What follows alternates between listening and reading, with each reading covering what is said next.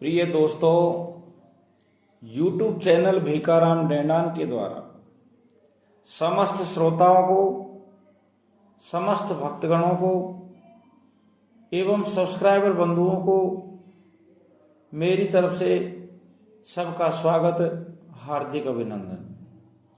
दोस्तों, मैं आज आपके लिए एक बहुत ही सुंदर कथा लेके उपस्थित हुआ हूँ। वो कथा इस तरीका से है कि संसार सागर में संसार की सबसे बड़ी सुंदरी उर्वशी का जन्म किस तरीका से हुआ। तो दोस्तों, आज मैं आपको एक इस तरीका का प्रसंग बताऊंगा कि उर्वशी नाम की जो अप्सरा थी इंद्र की, ये सब अप्सरान में सुंदर थी और इसका जन्म कैसे हुआ। तो प्राचीन काल की बात है, धर्म के दो पुत्रों का जन्म होता है, नर और नारायण। नर और नारायण के पिता थे धर्म और नर और नारायण की माताजी का नाम था पूर्ति।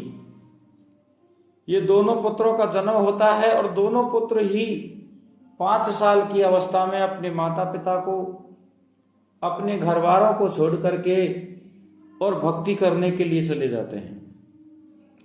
और भक्ति करने के लिए भी स्थान कहाँ देखते हैं?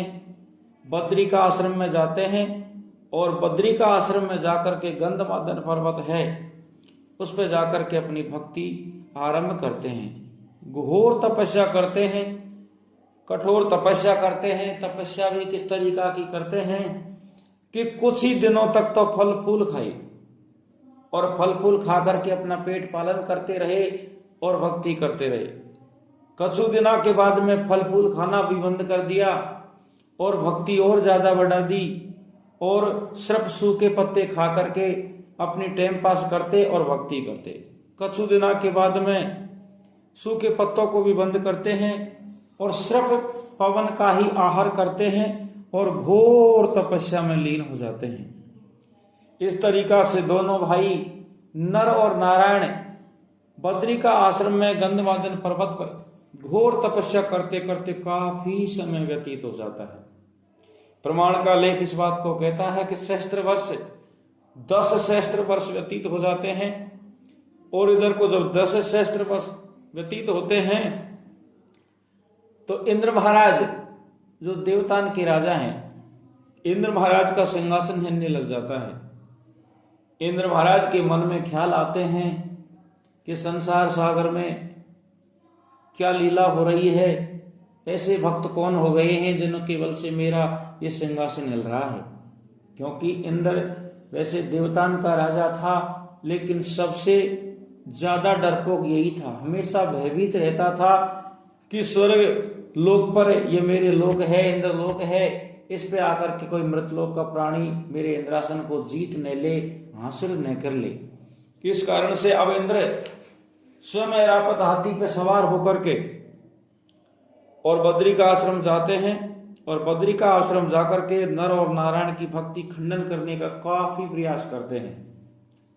सब तरीका से शीतल मंद सुगंध हवा चलाते हैं, मौसम को बिल्कुल सुहाना कर देते हैं, बसंत ऋतु बनाते हैं, अरे कामदेव का भी प्रयोग करते हैं। लेकिन किसी भी तरीका से जब उनकी भक्ति का खंडन नहीं होता है तो इंद्र महाराज वापस स्वर्गलोक को आ जाते हैं, वापस अपने धाम को आ जाते हैं, इंद्रपुरी में आ जाते हैं। और इंद्रपुरी में आकर के कामदेव से कहते हैं कि कामदेव आप जाओ और जाकर के बद्री का आश्रम में नर और नारायण भक्ति कर रहे हैं, उनकी भक्ति का खंडन करो। तुम्हारे साथ में सारी अप्सरा ले जाओ, रंबा है, मेनका है, चाहे कोई सी भी अप्सरा ले जाओ, जाके कैसा भी षड्यंत्र रचो, किसी भी तरीका से उनकी भक्ति का खंडन करो, लेकिन अवश्य उनकी भक्ति का खंडन होना चाहिए। तो अब कामदेव प्रतिज्ञा कर जाते हैं कि मैं अवश्य उनकी भक्ति का खंडन करूंगा। और अप्सरा भी चल देती हैं, अप्सरा भी मृतलोक में पहुंच जाती हैं। घूमती घूमती कामदेव और अप्सरा सारे बद्री का आश्रम पे आ जाते हैं, गंधमादन पर्वत पे पहुंच जाते हैं और मौसम एकदम बिल्कुल सुहावना हो जाता है। शीतल मंद सुगंध हवा चलने लग जाती है। सारे जितने भी वृक्ष थे वो फूलों से लदपद हो जाते हैं, फल आने लगते हैं, बिल्कुल मौसम बहुत सुंदर हो जाता है। कामदेव अपने बाणों से झीनी झीनी बरसात भी चालू करते हैं। इधर को अप्सरा है रंभा मेनका, ये काफी प्रयास करती हैं, नृत्य करती हैं और मधुर मधुर भाषा में बहुत अच्छे अच्छे मीठे मीठे स्वर में हर तरीका के गाना गाती हैं, भजन गाती हैं, सब तरीका का प्रयास करती हैं। लेकिन नर और नारायण दोनों श्री विष्णु के अवतार, विष्णु के अंश के अवतार, उनकी भक्ति पे कोई फर्क नहीं पड़ता है, उनकी भक्ति खंडित नहीं होती है। और आप प्रिय बंधु ये भी जानते हैं कि जो तन मन धन लगन से परमात्मा में लीन हो जाता है, उनकी कोई भक्ति खंडन करना ये मामूली खेल भी नहीं है। इस तरीका से जब काफी प्रयास करते हैं, कामदेव थक जाता है प्रयास करते करते, सारी अप्सरा नृत्य करते करते पैरों में छाला पड़ जाते हैं और गाना गाते गाते कंठ सूख जाते हैं, कोई फर्क नहीं पड़ता। तो दोनों ऋषि, दोनों नर और नारायण, दोनों भाई मन में विचार करते हैं कि इस तरीका से ये अप्सरा बिना कुछ खाए पिए और हमारी भक्ति खंडन करने का प्रयास करती रही और नृत्य करती रही, गाना गाती रही, तो एक दिन ये मर सकती हैं। अगर ये मर गई तो हमारी भक्ति के दाग लग जाएगा, हम कलंकित हो जाएंगे। इस तरीका से मन इच्छा से हमें पलक खोलने चाहिए और पलक खोल करके ये सारी अप्सराओं को, कामदेव को, सबको समझा बुझा कर वापस इंद्रलोक भेज देना चाहिए। तो अब दोनों भाई नर और नारायण अपनी मन इच्छा से पलक खोलते हैं और पलक खोल करके देखते हैं तो एकदम मौसम में परिवर्तन हो रहा था। बसंत ऋतु आ गई थी, वृक्ष जितने भी थे फल फूलों से सुशोभित हो रहे थे, लग रहे थे, अप्सरा नृत्य कर रही थी, कामदेव ने अपने बाणों से झीनी झीनी बरसात चालू कर रखी थी। ऐसे मौसम को देख करके दोनों भाई मन में विचार करते हैं कि इंद्र हमारी भक्ति से परेशान है और इंद्र का ये रचाया हुआ खेल है, इंद्र हमारी भक्ति का खंडन करना चाहता है। तो अब श्री हरि विष्णु के अंश नर और नारायण, उनको गुस्सा आता है और गुस्सा आता है तो नारायण है जो गुस्सा करके अपनी जंघा पे जोर से थप्पी मारता है, हाथ की मारता है और जंघा पे थप्पी मार के एक सुंदर कन्या प्रकट कर देता है। प्रिय बंधु, नारायण गुस्सा करके और अपनी जांग से उरु से पैदा करता है एक सुंदर कन्या को, और वो कन्या कैसी, जिससे करोड़ों रति शर्माए उनके आगे, करोड़ों रंभा, करोड़ों मेनका, कोई भी कितनी भी हो जाए, लेकिन वो कन्या के सामने सबका रंग फीका।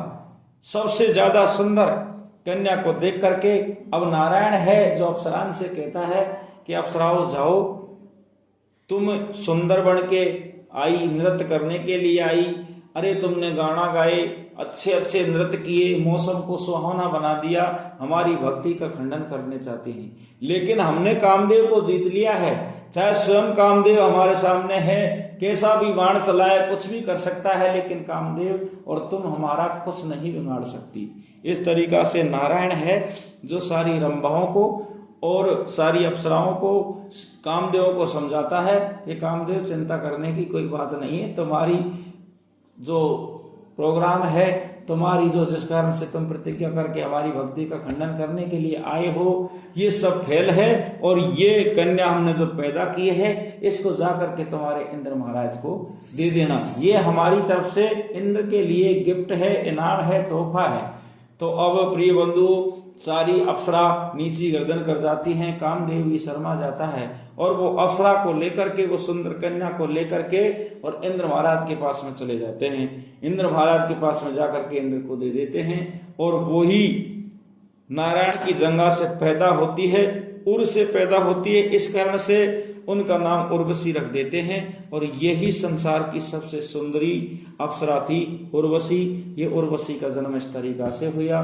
तो प्रिय बंधुओं, अगर आपको ये मेरा प्रसंग अच्छा लगा हुआ हो तो आप लाइक जरूर करना, कमेंट बॉक्स में लिख करके जरूर बताना।